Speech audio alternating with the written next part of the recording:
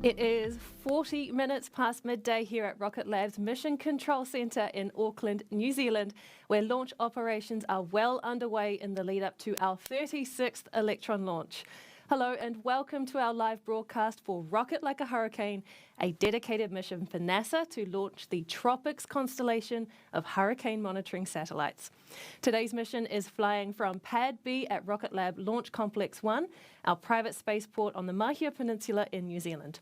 T0 for Rocket Like a Hurricane is set for 1 p.m. local time. And for our friends at NASA watching in the United States, that translates to 9 in the evening Eastern Time, 6 p.m. Pacific, and a very early 1 a.m. UTC. My name is Muriel Baker. And I'm Keegan Black, and we are thrilled to be with you for today's mission. Our launch and safety operations teams at the range in Mahia and here in Rocket Lab's Mission Control Centre in Auckland are heading into the final T-minus 18 minutes of the countdown after methodically proceeding with final checks and preparations for Electron, NASA satellites and the launch pad to make sure all systems are healthy and ready for launch. We have an exciting pair of satellites from NASA on Electron today. The two 3U CubeSats will begin a new constellation in low Earth orbit to monitor tropical cyclones, including hurricanes and typhoons around the world, hence the Tropics name, which stands for Time-Resolved Observations of Precipitation Structure and Storm Intensity with a constellation of smallsats. Another great NASA acronym. Today's mission is the first of 2 dedicated Electron launches to deploy the constellation. This first launch has been dubbed by the NASA team as Rocket Like a Hurricane, and in about 2 weeks' time, we'll be following up with a second launch. That mission has been affectionately called Coming to a Storm Near You. Both missions are heading to a 550 kilometre circular altitude above Earth at an inclination of about 30 degrees. This is a unique orbit best reached with a dedicated launch, making Electron the ideal launch vehicle to deploy Tropics. Here's more from NASA about Tropics and its importance not just to NASA's Earth Science team, but for all of us eager to have more accurate and more timely information on powerful storms when they come our way. Here's a question. How does a group of satellites, each no more than a foot long, help improve forecasts for tropical storms and hurricanes? Let's take a look. Hurricanes are some of the most powerful and destructive weather events on Earth. The 2020 Atlantic hurricane season was brutal, producing a record-breaking 30 named storms. What's more, 10 of those storms were characterized as rapidly intensifying, some throttling up by 100 miles per hour in under 2 days. Many weather satellites will generally measure a storm only once every few hours, leaving gaps in coverage where a storm may quickly strengthen.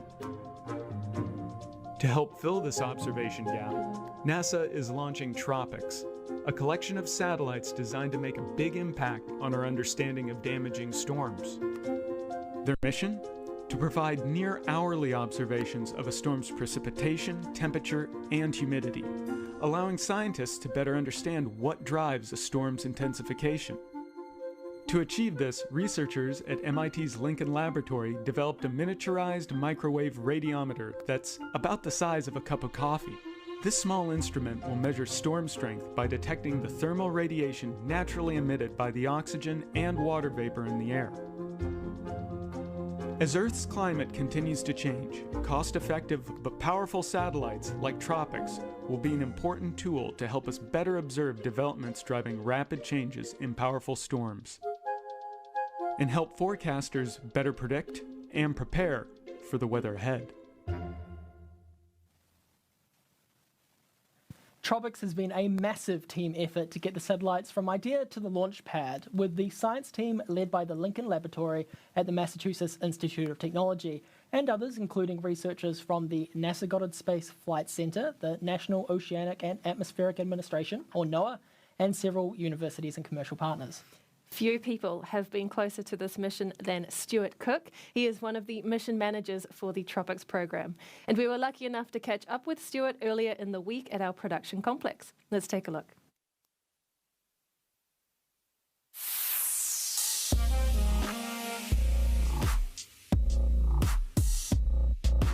My name is Stuart Cook, and I work for NASA Langley Research Center.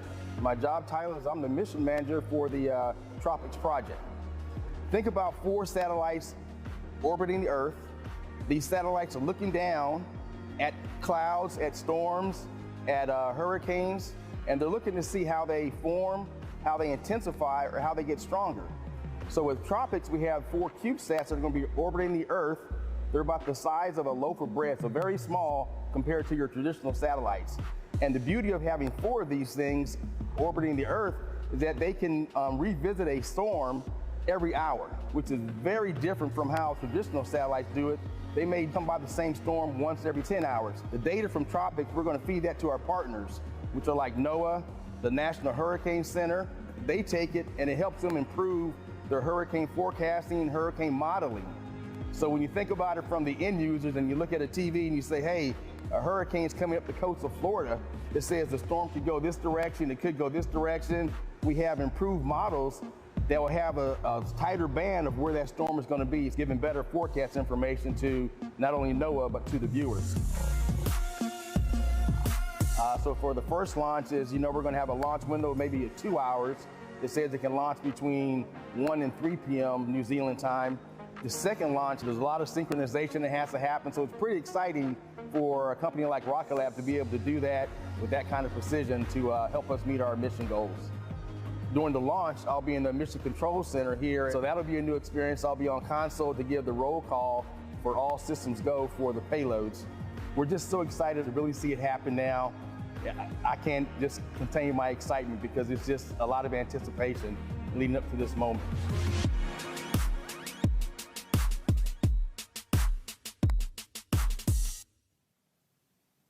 We are very much looking forward to delivering those spacecraft to their new home in orbit, launching in just 13 minutes' time.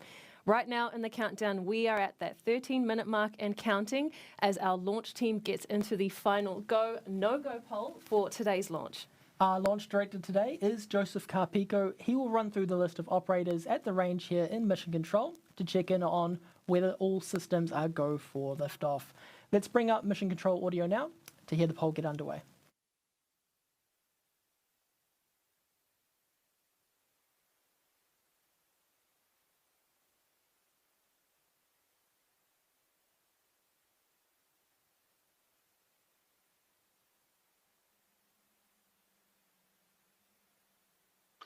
All operators, this is the LD on mission, proceeding with the go, no-go sequence. Stage.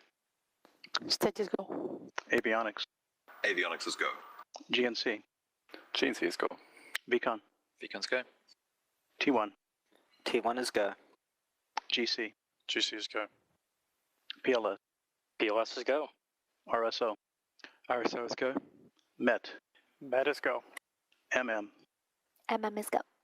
LD sub. LD sub is go. The go, no-go sequence is complete. We are now T-minus 11 minutes, 30 seconds and counting. We are go for terminal count at T-minus 10 minutes. From this time, the 3-word hold procedure is in effect.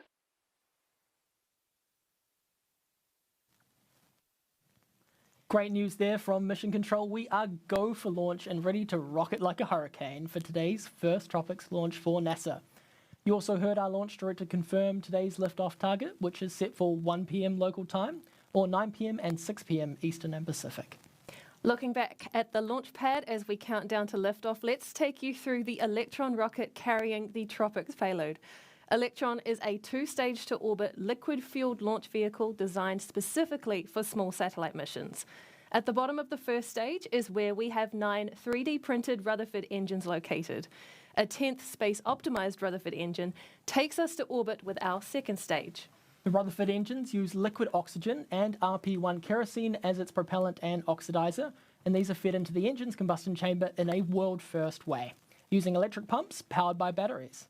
Electron's structure is made of a carbon composite material, a super strong yet very lightweight material that gives our rocket its sleek black look. It's white now because of the cold liquid oxygen in Electron's tanks, which causes moisture to condensate as ice on the outside of the rocket.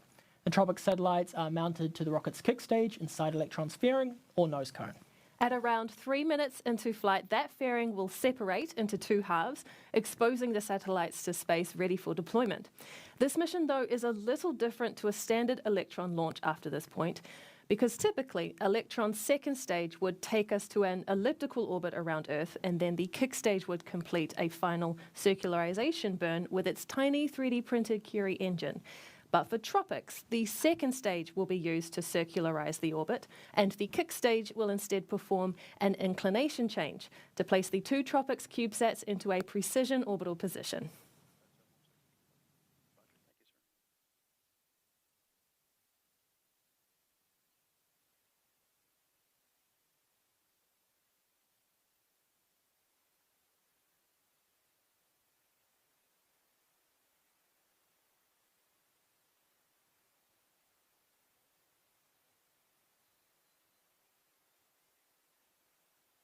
Avionics LD mission.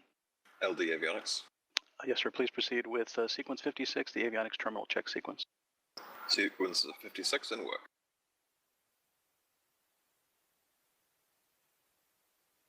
S-band is switched to high power for flight.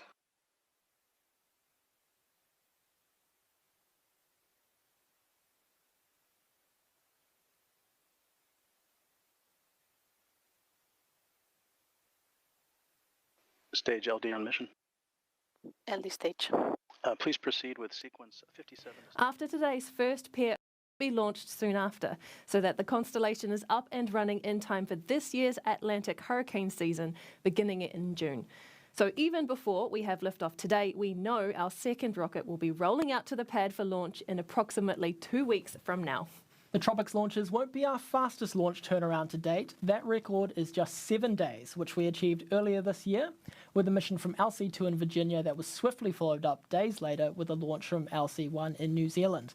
But 2 weeks between dedicated smallsat missions is something that just did not exist for smallsats prior to Electron. Part of the reason we can deliver these missions one after the other so quickly is down to our comprehensive parallel test programs to prepare multiple Electrons for the big day. Rocket Lab mission manager Jane McNichol has been across the entire campaign for Tropics. She has more to share on what's involved in the lead up to launch.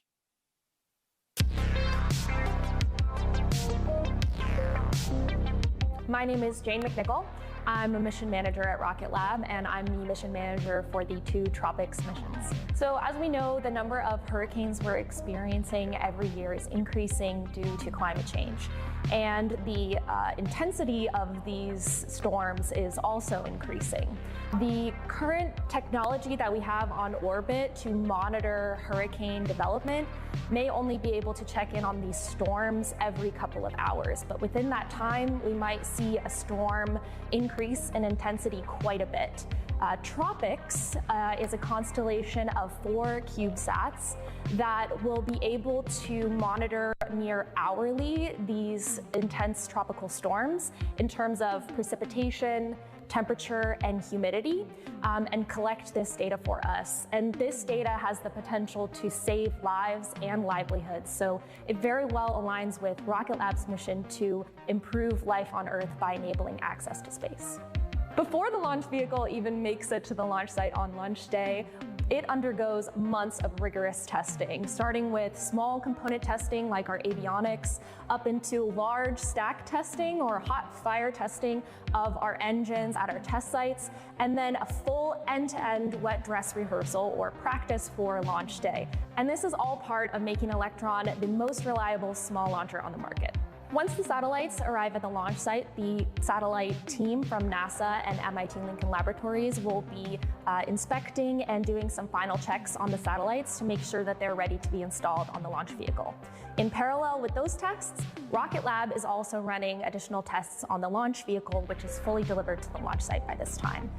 We'll be doing integrated testing end-to-end of our avionics systems and preparing for the satellites to be integrated onto the kick stage. Then we will encapsulate the spacecraft and integrate the full launch vehicle, stage 1, stage 2, stage 3, and roll out for wet dress rehearsal. A wet dress rehearsal is basically a practice for launch day, where we perform all of the operations like we would on day of launch, including fueling the vehicle. And this gives us extra assurance that everything will go according to plan on launch day. Then we'll review the data from that test and proceed with launch. Everyone has a hand in helping Electron get to the pad for launch day, starting with our design team, into our manufacturing team, as well as our test and LC1 team, all the way to mission control and the engineers there behind me. This is a team of dedicated engineers who have gained their experience over 30 plus launches here at Rocket Lab. So as a mission manager, that means that I get to work closely with our customer, NASA and MIT Lincoln Laboratories. And I am so excited for launch day and being able to tell them that we've successfully deployed their satellites in orbit and see the real work begin there for them, and be able to see the excitement, not just once, but twice, because we've got 2 back-to-back missions coming up. So I can't wait for launch day. I'm really psyched about it.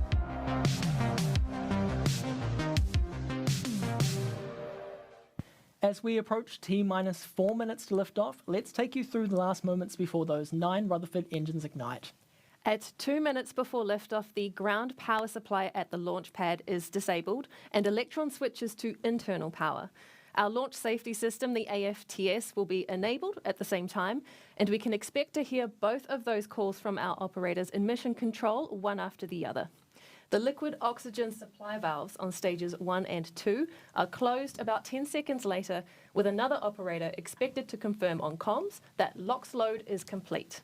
At under a minute to liftoff, the propellant tanks will be at their optimum pressure levels for launch. Ground control will soon afterward confirm the water system at the launch pad is ready to be activated for when the engines on the rocket ignite for launch. This is what will cause the large white cloud of water vapor at liftoff. At T-minus 10 seconds, the launch director will count down with the mission clock to liftoff. The engines will ignite at T-minus 3 seconds, and the launch pad's hold-down mechanisms will be released. Then Electron will take to the skies for its 36th launch for this Tropics mission to space. We'll bring up the audio channels from mission control now to listen in, and then we'll be back with you after liftoff. All operators LD on mission. We are go for auto sequence start at T-minus 2 minutes. LD is go for launch.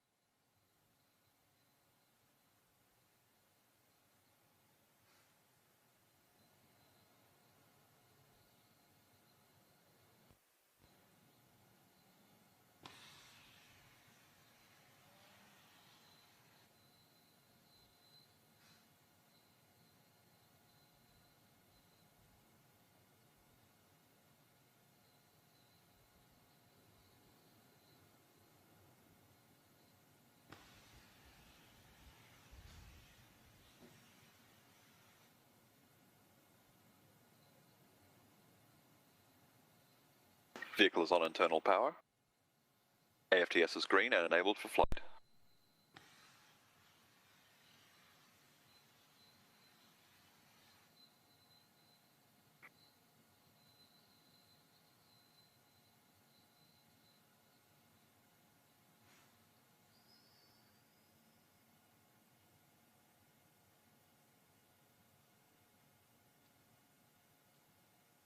Lock load is complete. System is in recirc.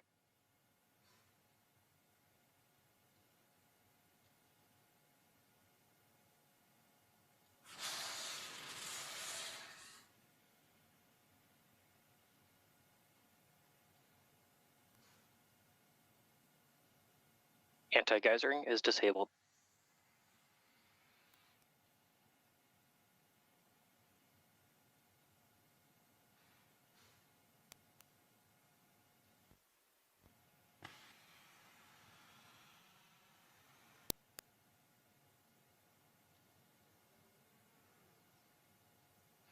Stage 1, stage 2, press for flight. High flow engine purge enabled.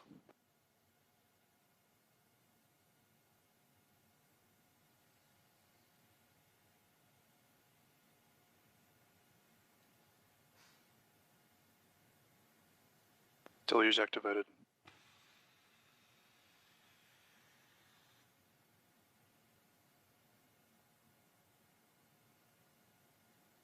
T-minus 20 seconds and counting.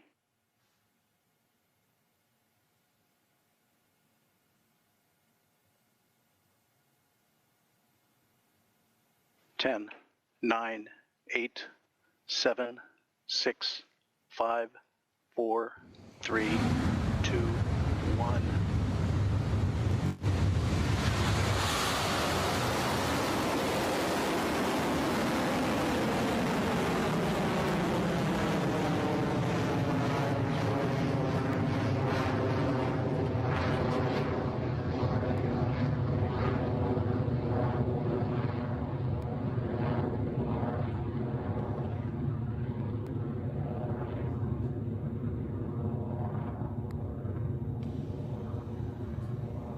HVB discharge is nominal.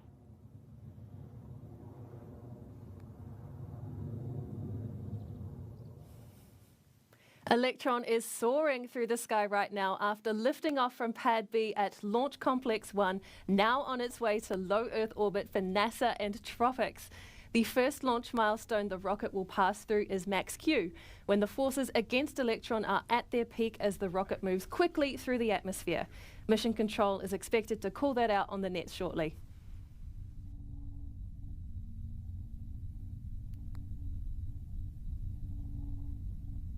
Cleared Max Q.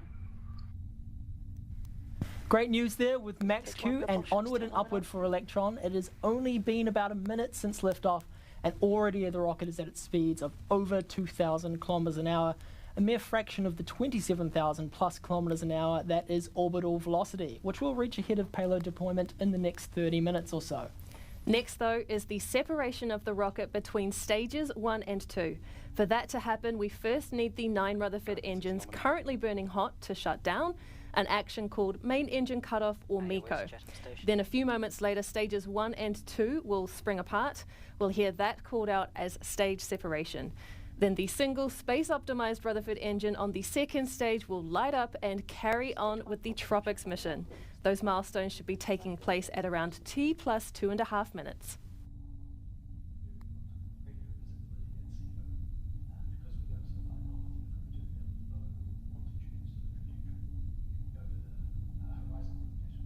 "15 seconds to MECO.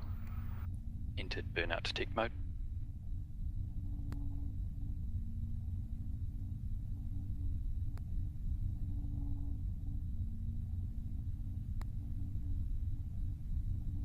MECO confirm.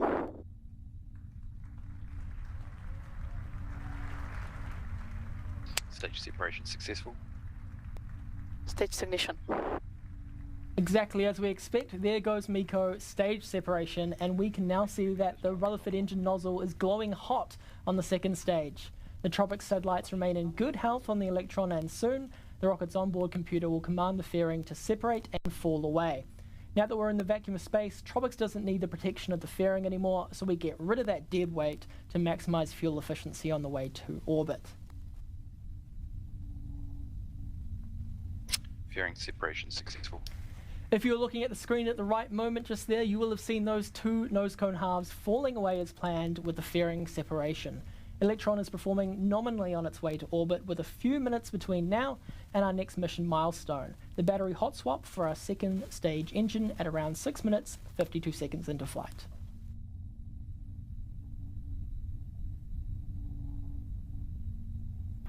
Guidance is nominal. Stage 2 propulsion, still nominal.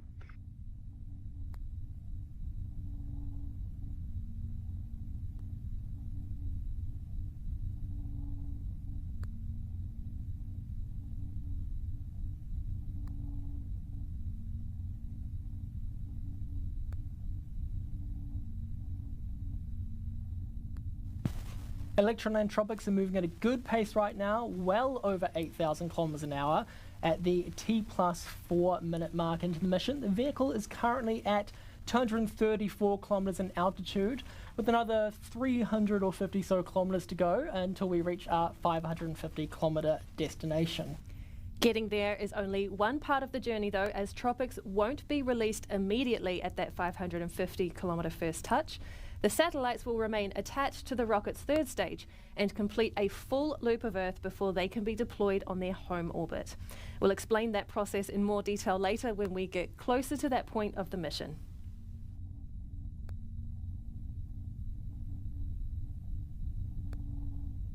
Stage 2 propulsion hold nominal.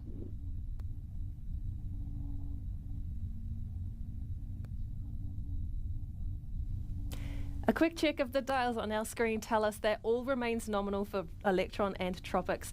The rocket is moving steadily at more than 9,000 kilometers an hour, and we are inching closer to that 550 kilometer mark now that Electron has passed more than 300 kilometers altitude. To keep the mission running smoothly, we'll have another launch milestone coming up soon. It is called the battery hot swap, and it's essential to keeping our Rutherford engine running all the way to the mission's altitude destination. That action is due at around 6 minutes and 52 seconds in flight, so in just another 1 minute or so.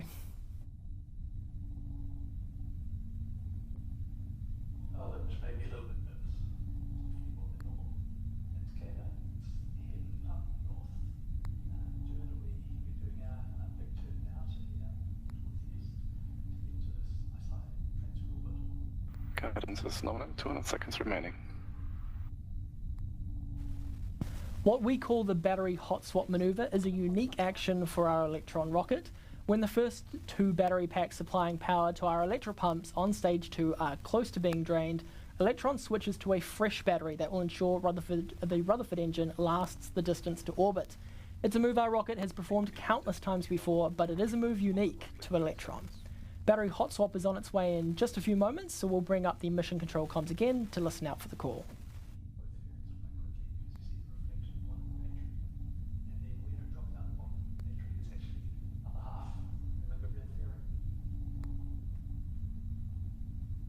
Throttling down.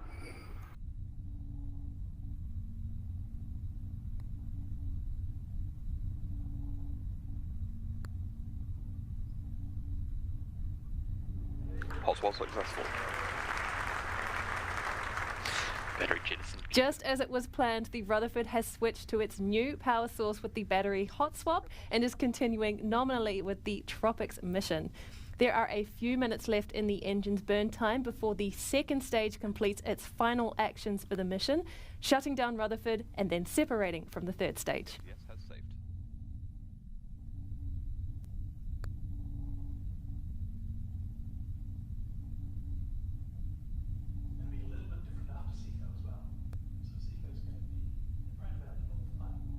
HVB discharge holding nominal.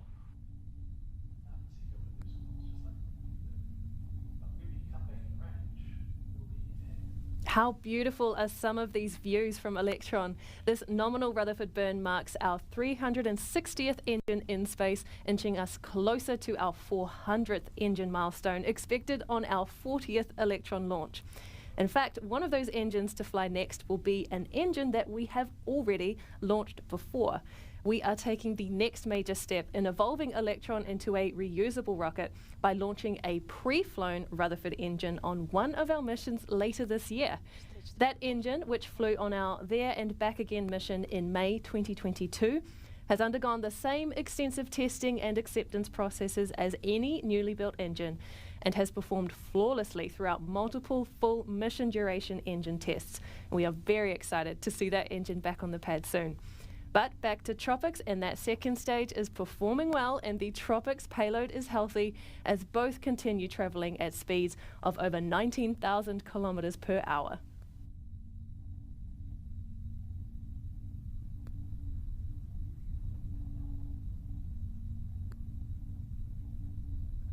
Entered burnout detect mode. All right, at T plus 8 minutes 56 seconds into this mission for NASA, and we are nearly in orbit. In a few moments, we'll be able to see that red hot engine nozzle there start to turn cold once the engine on stage 2 shuts down. Mission control will call out these actions. Listen out for SECO confirmed on the nets coming up shortly.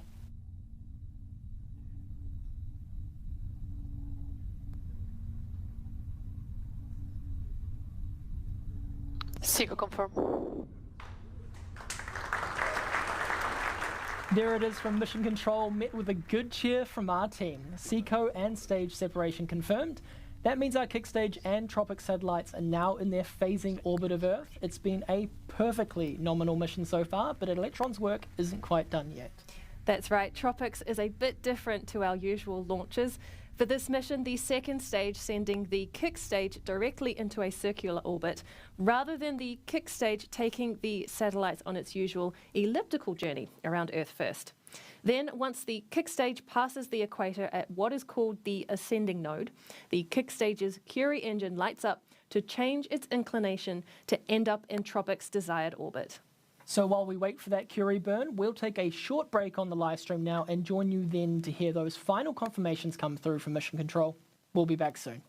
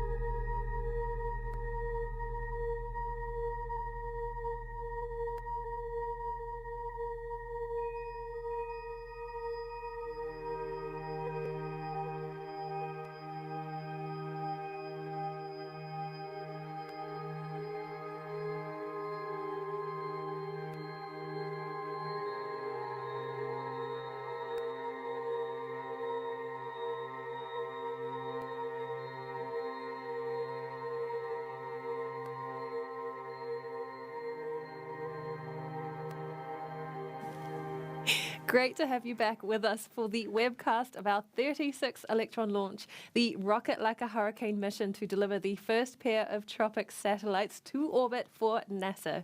We had a great liftoff from the pad at Launch Complex 1 today, where Electron cleared the Mahia Peninsula quickly and made its way northeast and successfully passed through early launch milestones like max Q, main engine cutoff, and separation of the first and second stage.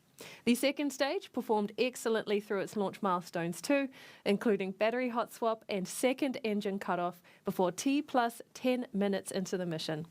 Now we are here with the kick stage carrying the tropics satellites to their 550-kilometre altitude destination as we come up to Curie engine burn for that final inclination change. Tropics will then be released from their canisterized satellite dispensers, the safety housing made by us for this pair of Tropics smallsats. We'll have official confirmation of those actions taking place once the kick stage passes over the next ground station off the coast of Portugal. But we'll be following along with the mission in real time with this animation of Tropics' journey on the kick stage. So we'll bring up the comms channels to listen in on the final few moments of this Tropics mission. Let's listen in.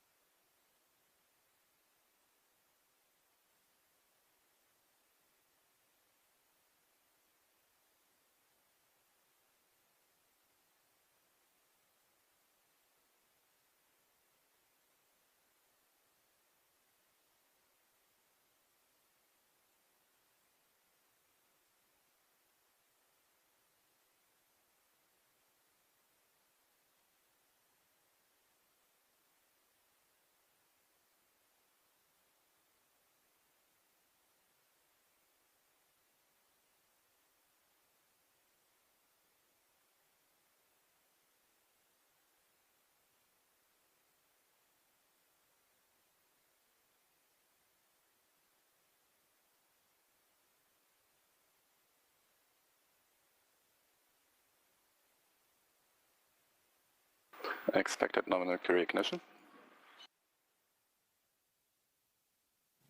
Word there from Mission Control that the Curie engine is expected to have now ignited. This engine is relightable and it gimbals to orient the kick stage in a very precise manner, allowing our customers pinpoint accuracy for payload deployment. Listening in now for the next call of Curie shutdown ahead of payload deployment.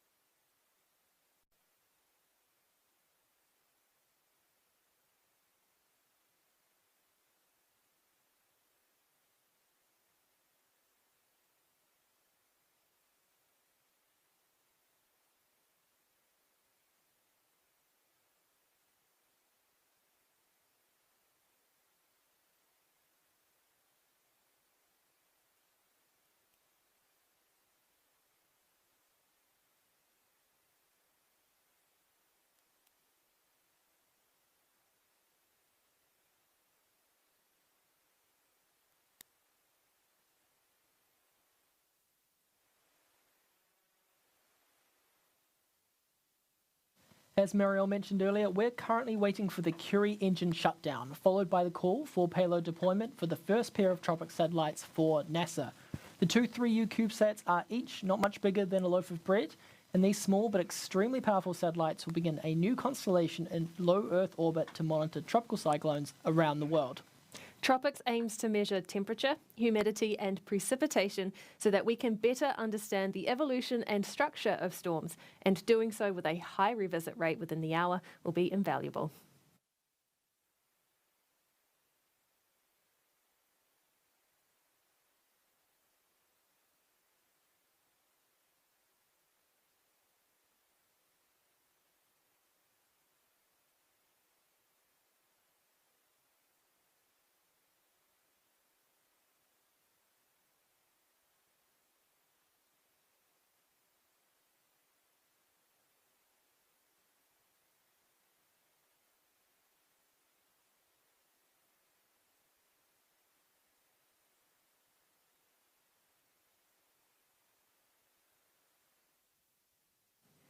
Curie engine shutdown is expected at around a few minutes from now, actually, so not long to go. And then a few seconds later, we should hear expected nominal payload deployment from Mission Control.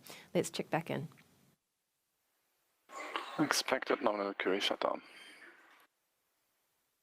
There goes Curie engine shutdown, listening in now for payload deployment.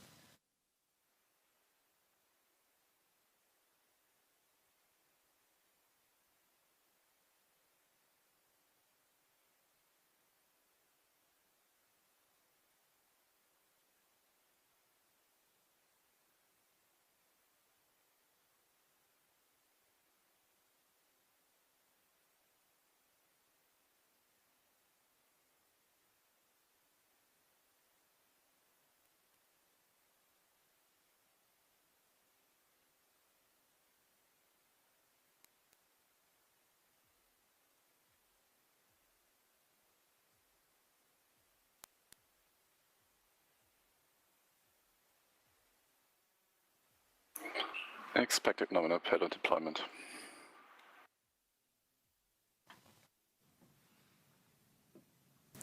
And there is the call out from Mission Control, expected nominal payload deployment.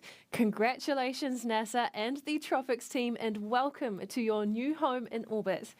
When the kick stage passes over the next ground station at Azores, we expect to receive the full telemetry package that confirms everything you've just heard from Mission Control. Look to our social media channels for that update within the hour as we close out this broadcast for our 36th Electron launch. And we'll be back to do it all over again with NASA for our second launch for the Tropics mission to place another pair of small sats on orbit for this important constellation. Coming to a storm near you, both literally and figuratively, as our next launch's mission name, is set to fly from Launch Complex 1 in just a couple of weeks' time to help ensure NASA's constellation is up and running in time, ready for this year's hurricane season, set to begin on June 1st. We're going to end the broadcast now, but you can always keep in touch with us and stay in our orbit by following us on social media to see, hear and learn about what we do here at Rocket Lab. And to follow along NASA's Tropics mission, you can head to blogs.nasa.gov/small satellites. Thank you so much for joining us. This is Rocket Lab Mission Control, signing off.